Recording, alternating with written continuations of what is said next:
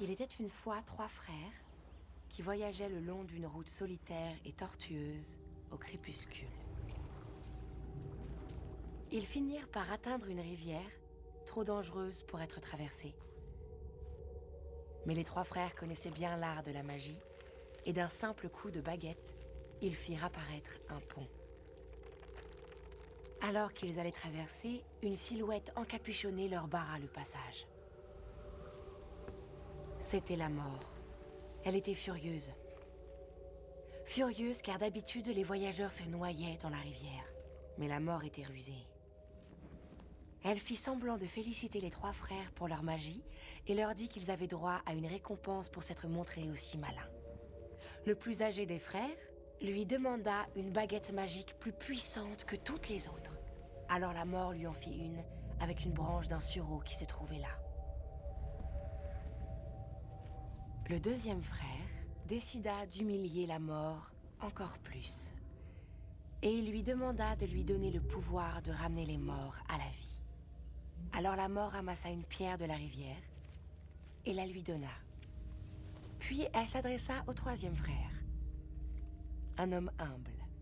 Il demanda quelque chose qui lui permettrait de quitter cet endroit sans que la mort puisse le suivre. La mort, à contre-cœur, lui tendit alors sa propre cape d'invisibilité. Le premier voyagea jusqu'à un lointain village où, grâce à la baguette de sureau, il tua un sorcier avec lequel il s'était querellé autrefois. Enivré par le pouvoir que la baguette de sureau lui donnait, il se vanta d'être invincible. Mais cette nuit-là, un autre sorcier vola la baguette et pour faire bonne mesure, lui trancha la gorge. Et ainsi la mort prit le premier frère. Pendant ce temps, le deuxième frère rentra chez lui et prit la pierre qu'il tourna 3 fois dans sa main.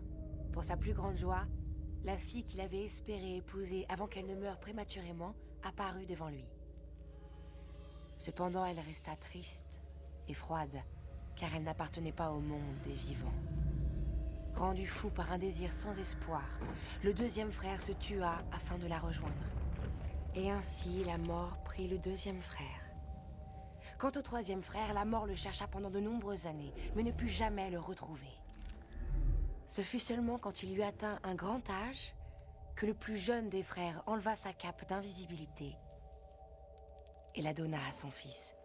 Puis il accueillit la mort comme une vieille amie qu'il suivit avec joie et ils quittèrent cette vie comme des égaux.